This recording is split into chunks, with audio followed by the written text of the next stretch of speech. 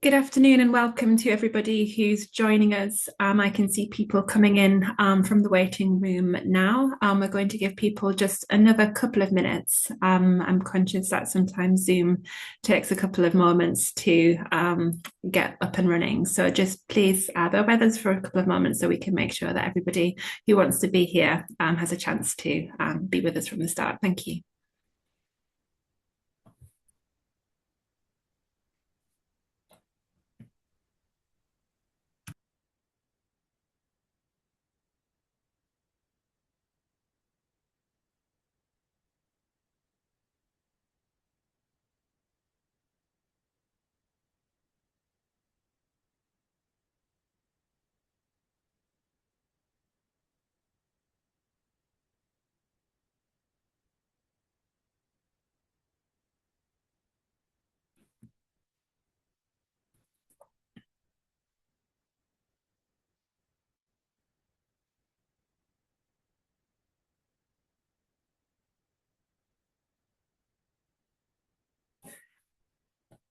Good afternoon and welcome to the first of the 2026 VAMHN Lunchtime webinar series. I'm absolutely delighted to be welcoming Dr. Annie Herbert, who will be speaking about the YARAH study about intimate partner violence and abuse among young adults.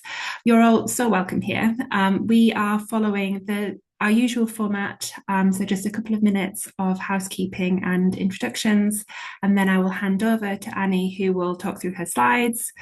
We are recording and we will share a link to the recording and also a link, a PDF copy of the slides and links to some further resources that Annie's recommended.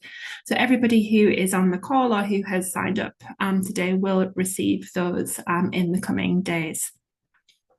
We then will have around 15 to 20 minutes for questions, which Annie will take. Just in case you haven't been here with us before or you're not familiar with being on a Zoom webinar rather than a Zoom meeting call, everybody is automatically mics off and videos off. That means you won't be able to ask your question directly to Annie. What we ask you to do is to put your question into the Q&A box. If you look across the bottom, if you click the three dots and the more, you should see a button with a question mark which says Q&A.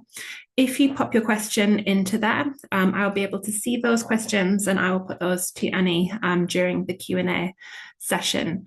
If I can ask you instead to use the chat section for any introductions or to share resources. We know that the people on the call here today have a wealth of information and expertise at their fingertips. It's a really good opportunity to share that with other people and also just to say hi and introduce yourself if that's something that you want to do. So just to recap, chat please for introductions and shared resources, and the Q&A box for any questions that you would like to put to Annie. And to recap, we will be sharing a recording and we will be sharing the slides for everybody who's here today. My colleague Deezer is going to post Annie's biography in the chat, so I won't do a lengthy introduction of her here. I don't want to take her time up, but just to say we're so happy to have you here, Annie. Thank you for making the time to be with us to share these really interesting findings with our members. We're really grateful. Thank you. Thanks very much for inviting me.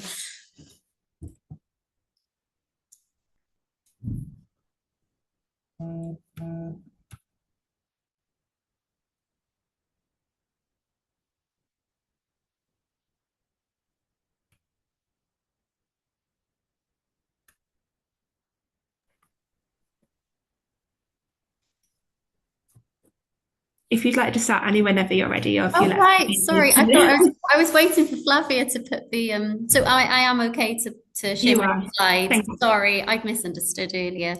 Okay, sorry about that. Let me share my screen.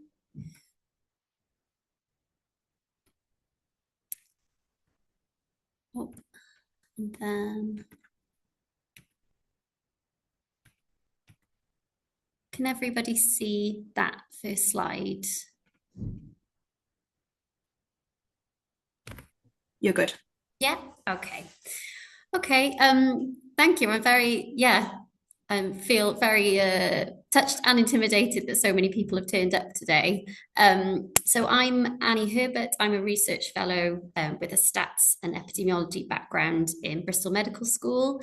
The YARAH study, so Young Adult Relationships and Health study, was a program of work that officially ran through 2019 to 2022, but we're still sort of going off our own steam, and because we sort of can't let go of the work really. And it's mainly colleagues within the Integrative Epidemiology Unit where I sit, and also colleagues in the Bristol Research on the Intersection of Gender Health and Trauma group who are based in primary care. And I'm currently I'm currently funded by the Wellcome Trust. So the title of the talk originally was about parental intimate partner violence and abuse and how that relates to young adult IPVA. And I will cover that, but if we thought it'd be a good idea to zoom out a bit and cover the whole YARAH program as well. So I'll present the background to that program of work. It was a mixed methods program of work, and I was the quantitative lead. So I led the analyses in the ALSPAC cohort, and Maria Barnes, my colleague, led all the interviews. And then I'll present some of the findings, which I've sort of grouped together as patterns, risk factors, and mental health outcomes. And then, as Sian said, well, we should hopefully have about 15-20 minutes for discussion. So a bit of background. So in 2018, we didn't know that much about IPVA among UK young adults, so that age group in particular. So it's not happening within the school environment, but also it's unlikely to be happening within the home. And by intimate partner violence and abuse, we mean any physical, psychological, or sexual abuse within intimate relationships, including a one-night stand. So in most of the literature within this age group, there was a big focus on North America. These were often college student samples, so they tended to be on average more socioeconomically advantaged. And we knew a lot more about victimization than perpetration. Crucially, most of the samples in these studies were cross-sectional, and so that's where we wanted to add. We wanted that longitudinal aspect of what happens on the way to young adult IPVA, so throughout childhood and adolescence, before that IPVA, but then afterwards in terms of health outcomes. So as I said, it was a mixed methods program of work. And our original focus was on UK 18 to 25-year-olds, and we wanted to cover their entire life history and also understand what was happening in their family of origin. For me, using the ALSPAC data, one thing that was really unique about this data set was about having intimate partner violence and abuse reported in those two different generations. So in terms of methods, so I led on the ALSPAC work, so the AVON longitudinal study of parents and children. So this is a birth cohort of about 15,000 pregnant mothers. So to be eligible to be in the study, you needed a delivery date of April 1990 till December 1992. And they were quite successful in terms of their recruitment. So they managed to recruit about 75% of those that would have been eligible to be in the study. And they've been quite good at sort of keeping in contact with the cohort. So 35 to 40 years later, we still have about 10,000 of the mothers and their original children. So the children that were born in 1990 to 1992, they're the G1s who are now in kind of their mid to late 30s. To the public, we call it children of the 90s, and we also have the COCOs, so the G2s, children of the 90s. So now those young people in their mid-30s have gone to have children themselves. One of the most useful things for me with ALSPAC is the breadth and range of the different measures that they have, because it was a birth cohort that originally wanted to study pregnancy variables, but it's expanded to so much more than that. They have annual questionnaires, they have clinics about every 5 years, which was even more regularly during the G1's childhood. And they also have linked data. So they have education, health, crime, and local area data. The mothers and their partners actually, so that could be biological fathers, but if they separated and then repartnered, we also have data from those partners, were asked in pregnancy and at multiple time points when up until the child was 18 years old about intimate partner violence and abuse in their relationship. They usually asked about it in terms of since the last questionnaire. So here is one, I think, from when the child was about 8 months old, where they asked, since the middle of pregnancy, was your partner emotionally cruel to you? So that's one limitation of the mother questions, were that they were quite crude and also they were quite subjective. So they asked, was your partner emotionally cruel to you? Or was your partner physically cruel to you? So it's asked in the same way at nearly all of the time points. But again, it was quite crude.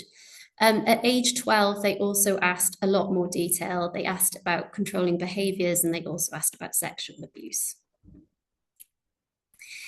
And as I said, we have about 10,000 that are kind of still active with the study. But in terms of the annual questionnaires, we always get about 3,000 or 4,000 of those 10,000 that respond. And they tend to be a different 3,000 to 4,000 every time. There's about a core 1,000 that respond to every single one. And so, yeah, you just get a mix in terms of who's available. And so with the young adult IPVA data, this is only collected once at age 21. So not as repeatedly as with the mothers and the partners, but it is asked in a more validated way. So it's asked, it can be answered objectively. So this is an example of controlling behaviors. So how often altogether have any of your partners ever done any of the following to you, and how old are you? So we capture when it happened, the frequency, and also we capture different types. So we had 8 examples of victimization. So psychological, physical, and sexual, and including controlling behaviors. And then our colleague Alexa Jakubowicz in Dalhousie validated these measures. Maria Barnes carried out that qualitative interview work, and it doesn't sound quite so impressive, 19 versus 15,000 originally in ALSPAC, but the amounts of depth in those interviews, you know, they were typically about 3 hours long, and they were often multiple interviews that happened. They were very generous with their time, particularly during the COVID pandemic. And these interviews, they either had to have domestic violence or abuse within their family of origin, so capturing that intimate partner violence in the parents, or they had to have experienced it themselves. And in general, most of them had experienced both. So they were recruited from frontline support services or online support organisations or the university.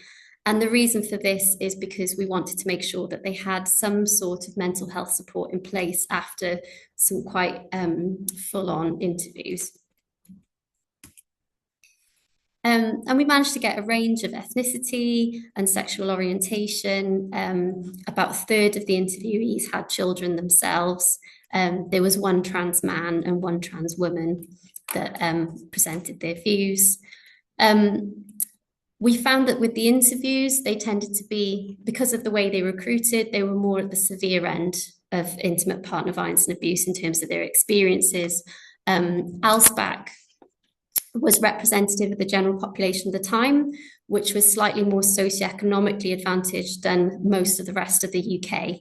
And so we kind of capture 2 different parts of the IPVA sort of spectrum in terms of severity. But what we found is me and Maria, we kept in quite close contact. We also helpfully live on either side of the same park in Bristol. So we used to just meet and go for a walk and sort of communicate our findings with each other. And things that I was finding in ALSPAC, Maria would expand her interview schedule, and things that Maria was finding in her latest interviews would then make me go off in ALSPAC and see which variables were available. So we did inform each other's work. And we did find quite often that the patterns that we found, even though they're slightly different samples capturing different populations, often rang true in both of them. So yeah, over half of those interviewees had been multi-victimized, and most had sought help in some way prior to the abusive intimate partner relationship. So this could be, for example, in school in terms of acting out or having mental health problems or being bullied. So in terms of the findings, what does intimate partner violence look like for the parents in ALSPAC?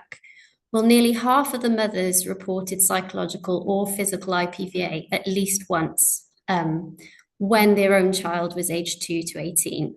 I have an asterisk here, and then I think I've forgotten to put a footnote at the bottom. So essentially, in one of the papers where we looked at parental IPVA and the outcome of young adult IPVA, we picked this age range of 2 to 18 because we wanted to separate out intimate partner violence that the child would grow up around versus intimate partner violence in pregnancy. And then we adjusted for that IPVA in pregnancy to try and isolate out that relationship. So within this age range of 2 to 18, again, nearly half, well, 40% of the mothers reported some form of psychological IPVA. About a quarter of the ALSPAC mothers reported physical IPVA, and it was about 7 to 8% that reported controlling behaviours, but we think that's an underestimate, obviously, of all of that child's lifespan because it was only captured at age 12.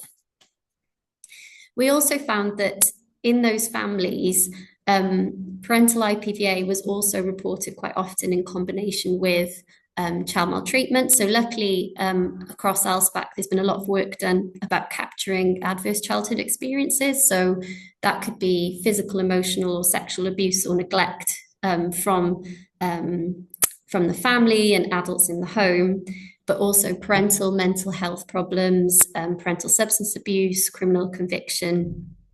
And so there are a lot of variables across ALSPAC that capture that from birth to age 18. We find about 25% of the ALSPAC families have reported some form of child maltreatment and parental IPVA, and about 16% have reported IPVA plus 3 or more other types of ACEs. In terms of the young people, so we had more detailed measures, and so we carried out what's known as a latent class analysis. So this is, we took all the questions. So for example, for the women, we took the 8 victimization questions, and latent class analysis is just a mathematical model that groups similar people together according to those questions. So there were 5 distinct groups that were identified, one being no to low IPVA, and then 4 other groups. So this is just an example here. I'm sorry the graph is a bit blurry, but about 6% of women belong to psychological and physical intimate partner violence and abuse, well, what we labelled as that group.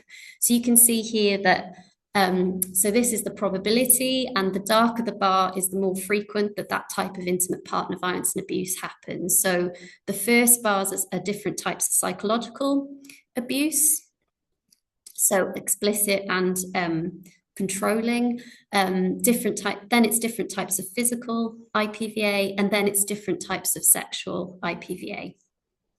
And you can see here that in this class, it's characterized by frequent psychological and frequent physical violence and abuse.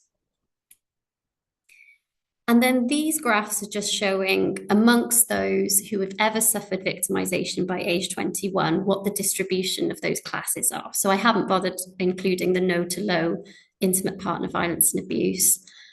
So you can see those 4 colors along the bottom. So mainly psychological abuse, the group that I just showed in the previous slides is psychological and physical abuse, psychological and sexual, and then multi-victimization. So multi-victimization was basically, imagine that graph, but dark bars all across that x-axis. So in the women, half of those that suffered IPVA suffered mainly psychological IPVA. About a 1/6 were psychological and sexual, and about a 1/6 were that multi-victimization group. In men, it was only really apparent that they had mainly psychological or psychological and physical. And just to say, this isn't to mean that no men in ALSAC suffered from multi-victimization or sexual intimate partner violence. It's more that the model picks up the most common patterns. So if there were men that had those patterns, it was just a handful and not enough to be picked up by the model. So in terms of risk factors, there were already lots of systematic reviews out there talking about the risk factors for intimate partner violence and abuse, again, mainly in North American studies. But what we wanted to do was, because of the breadth of the variables that are available in ALSPAC, we wanted to capture all of that within the same data set. So we looked at, based on the literature and also what Maria was finding in her interviews, we looked at a range of possible risk factors, and there were about 30 of them. And then we only highlighted and singled out the ones where you were at least twice as likely to experience IPVA victimization. So we found it was at least twice as likely for those who had self-harmed or used cannabis during adolescence, and for men who'd engaged in risky sexual behavior or had been sexually abused themselves in childhood. We found similar findings for perpetration, but we also found evidence that engaging in antisocial behavior and men growing up around IPVA in the household and sexual minority women were twice as likely to perpetrate. And then in terms of parental intimate partner violence, this is that analysis that I was talking about earlier, where we try to look at the relationship between parental intimate partner violence, so from those crude but repeated questions, and young adult IPVA, singled out as at age 18 to 21, so that we could have that temporal separation. And we found that women whose mothers reported psychological IPVA were 23% more likely to experience victimization themselves at age 18 to 21. But we know that women who suffer IPVA are also likely to have different backgrounds to those who don't. So, for example, socioeconomic disadvantage. And so, we adjusted those models for a lot of those background factors based on variables captured in pregnancy and birth. So, for example, the mother's mental health during pregnancy, whether they were smoking, how many people were in the household, social class. And we found that after we adjusted for those background factors, that explained most of that 23% of increased risk. However, in men, we found that those whose mothers reported physical IPVA were 54% more likely to perpetrate IPVA at age 18 to 21. And even after accounting for those background factors, we couldn't explain that association away. So this was still 45%. One of the most popular theories that I found in the literature to try and explain this increased risk of IPVA in children that have grown up in violent homes is this social learning theory, which is along a list of other candidate theories for this relationship, but it was the most common one I kept coming across that kept being cited for explaining this. So one of our MSc students has been carrying out some work looking at variables that capture aggression in those men as they're adolescents and seeing how much of the pathway this can explain. And at the moment, they're using very fancy statistical methods that I only half understand. But at the moment, what they estimate is that it's roughly accounting for about a fifth of that pathway. I also wanted to just say a bit about loneliness, because this is something that came up as a really big theme in Maria's interviews. And we also carried out some analysis pulling out loneliness from adolescents within ALSPAC to explain some of that pathway between sort of household chaos and vulnerability and later young adult intimate partner violence. So she found that it could often go in a loop where that child was vulnerable, for example, growing up in a violent home, and then they sought help in some way. So, for example, from a school counsellor, and wasn't supported appropriately, or they told a friend and they weren't believed. And that often led them to feel more lonely and more vulnerable, and especially more vulnerable to violent and abusive relationships. So Maya said, sometimes I talked to my brother, but that was hard because sometimes he'd use it against me, saying that I lied, that I'm a liar, and I lied about it. so never being believed. Nina said, you feel even more outcast and the school don't want to be involved with you and the kids don't really want to be involved with you because you're different. Then you're isolated again there where you're not supposed to be. So this came out as a really big theme. And just to say, if you look at Maria's paper, she also goes through a lot of things that were positive and sort of teachable moments where these young people were helped as well. And then finally, in terms of the mental health outcomes, so a lot of this was driven by a systematic review by one of our colleagues on the YARAH programme, so Christine Barter. She carried out a systematic review about the relationship between intimate partner violence and abuse in young relationships and later mental health. And again, lots of studies from North America, and she only identified 2 longitudinal studies where mental health took place after the intimate partner violence and abuse. So we thought this was important to try to study in ALSPAC.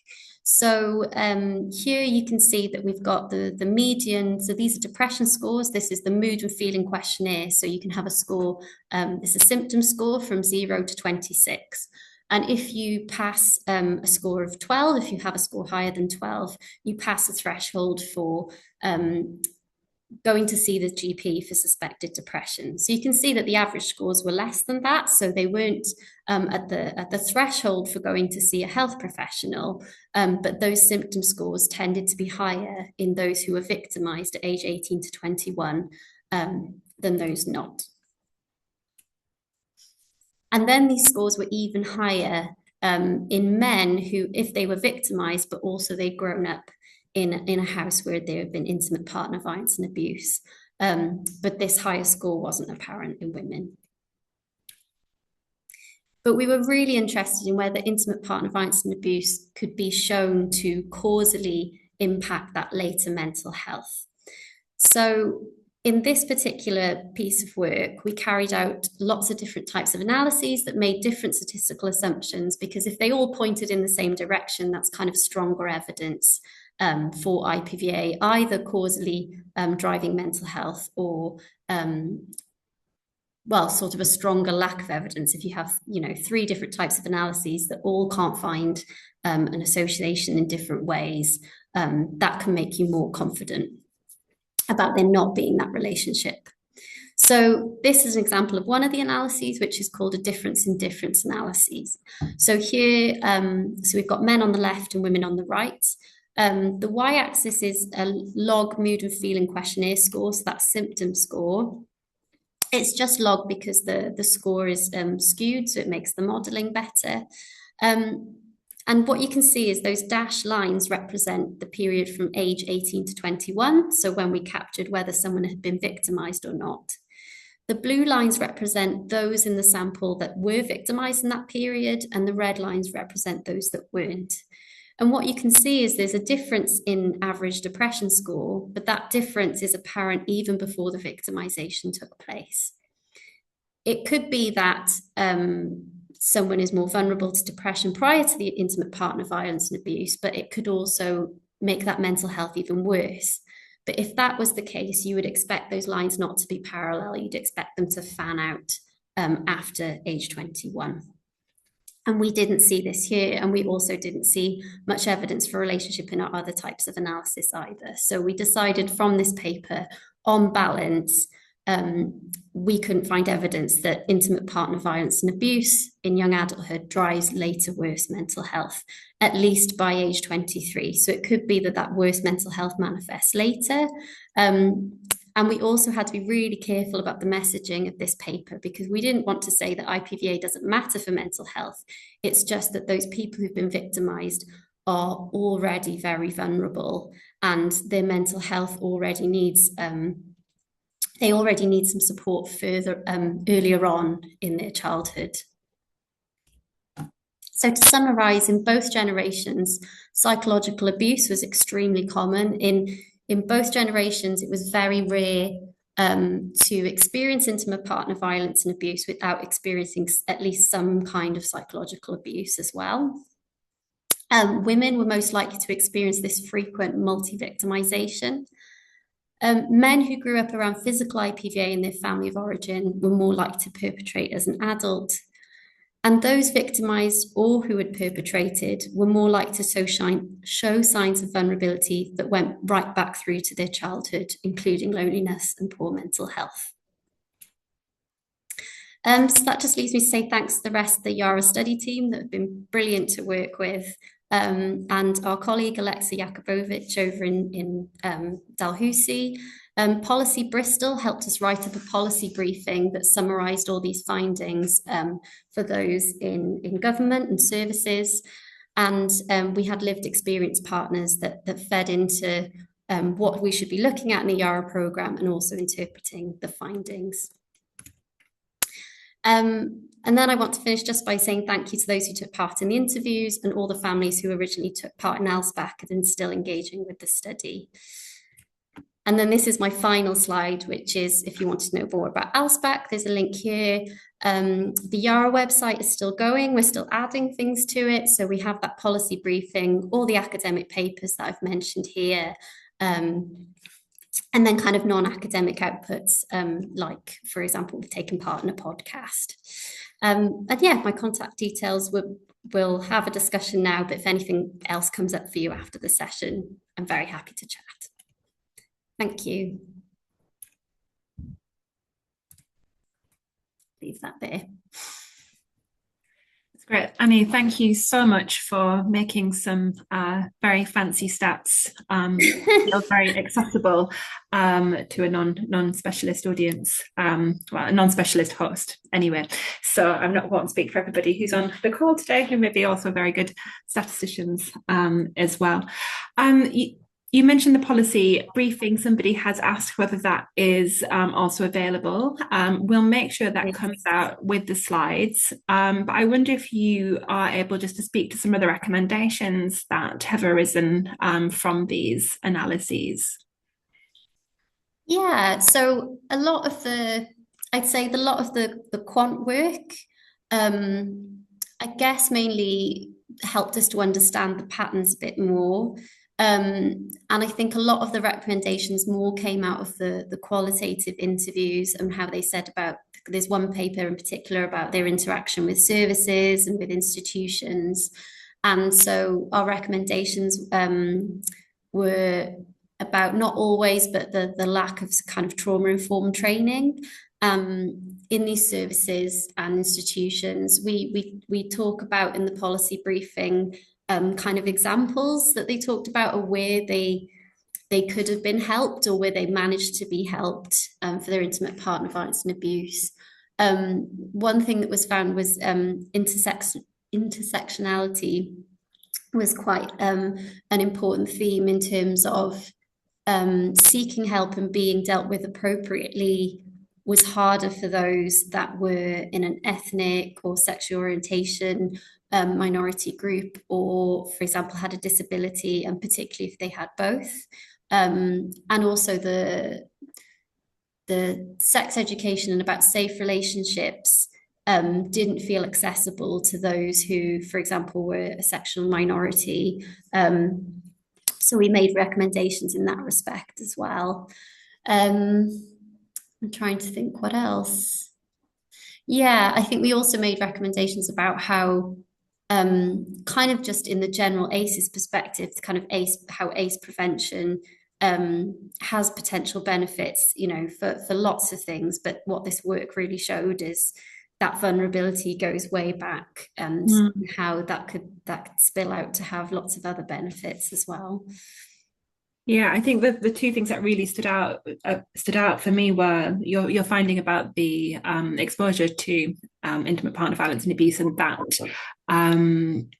increasing the risk for perpetration behaviours, and the real potential there to intervene to prevent further harm.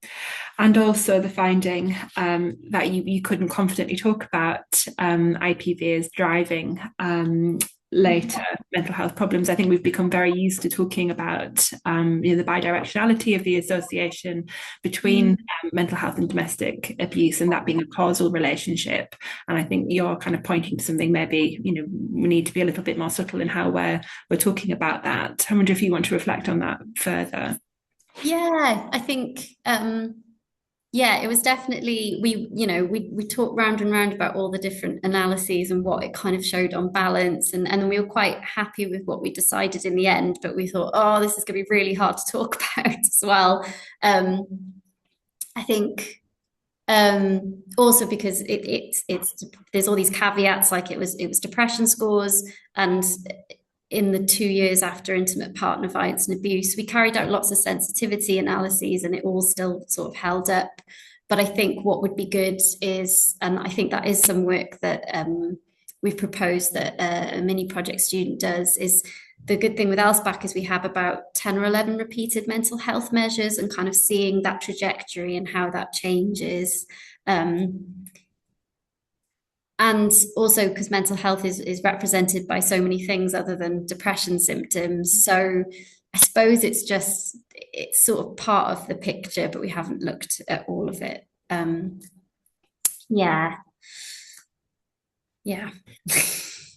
It was really nice to see at the end of the talk that among the groups that you were thanking were your lived experience partners, and I wonder if you could talk a little bit about what their role was within your fellowship studies, and maybe the role that they've played in helping to understand and interpret some of the findings.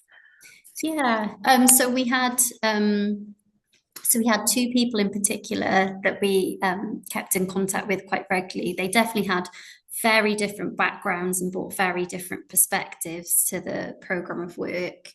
I suppose there were little things that they brought that were helpful in the sense that ALSPAC were young people that were born in the 90s. And so these lived experience partners were born just that bit later. So, for example, because this program of work took place during COVID, and they talked a lot about technology and how that's used and how that can be a good and a bad thing.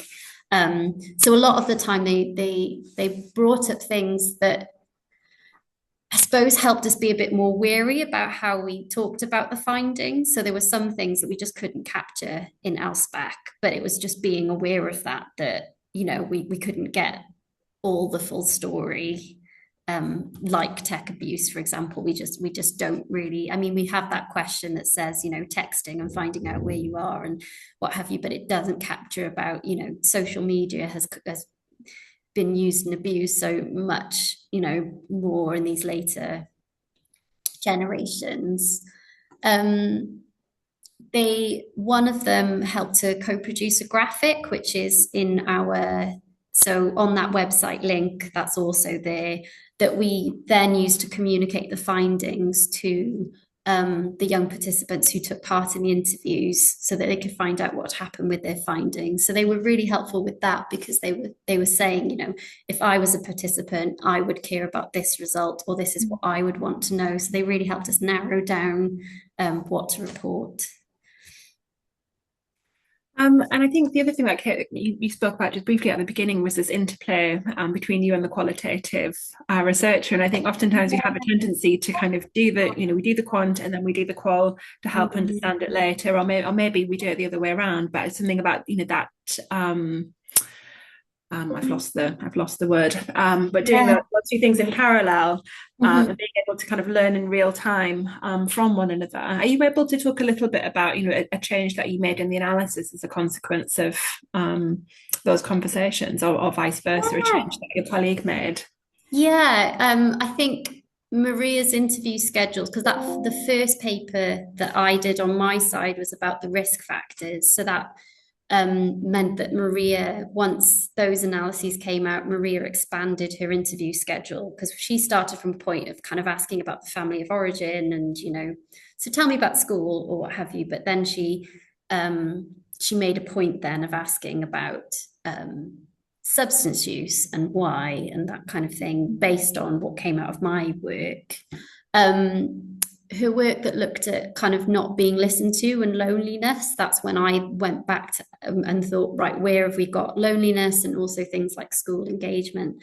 And so in that paper, we show the relationships between family disadvantage and those variables, and then how much of that can can explain the pathway between having a vulnerable childhood and later intimate partner violence and abuse. Originally, I think they would have liked the study to be, the quant and the qual within the same people, but that kind of didn't feel ethically right for the ALSPAC team because everybody wants to be able to add an additional interview to the ALSPAC cohort, and so it's kind of not fair on the cohort members. So in one way, it's a shame that we don't get the measures on the same people, but at the same time, it does mean that we cover quite a broad spectrum of intimate partner violence and abuse. And I'm trying to think, now you're making me think if there are any findings that came up in the interviews that didn't come up in ALSPAC or vice versa. I mean, I'd say that in ALSPAC, the people who talked about victimization did, there's a question talking about immediate impact. So it said, did it make you unhappy or sad? Did it make you laugh? Did it mean you couldn't sleep? And women were much more likely to report a negative impact than men. But obviously that wasn't shown out in the depression scores. But as I said, depression isn't the only domain of mental health and well-being. Whereas in Maria's interviews, her interviewees were much more likely to say, they were much more likely to say about a very severe impact on their well-being and their functioning. And that might just be because of how they were recruited versus those in ALSPAC. And also with the caveat that those who respond to the age 21 questionnaires, they're still in the study by age 21 as well. So there's also that element. Thank you. I've got lots of questions coming through. They've been coming through the time that you've been speaking, and I'm not going to be able to get through all of it. What I will say is, if I'm not getting to your question, we'll put it. We'll still share it with Annie, and if she's able to, just write a brief paragraph in response. That would be great. Thank you. A question about the questionnaires that went to the G1, as I think this would be. So was there any evidence of generational abuse going back to the parents of the parents? So thinking about, they were obviously asked about abuse that they suffered as adults. Were they asked about abuse that they experienced as children or parental abuse? The G0, so the G1. G0 it would be. No, it would be the G0, wouldn't it? The G0s have been asked about whether there was, I'm not sure if it was violence between the parents or child maltreatment. So, violence or abuse or neglect towards them from their own parents, but they have definitely been asked about some of that. Okay, so you could potentially push the analysis back even further to look at exposure of those G0s too. Yes. Yeah, interesting. Yeah. I'm scribbling this down. Thank you for who asked that question. Yeah, thank you for that. Annie another analysis to do. I know. Can I ask, what were you most excited about in the findings? Oh, that's a really tricky question. I get excited about all of it. I think one thing I like doing is going really deeply on something.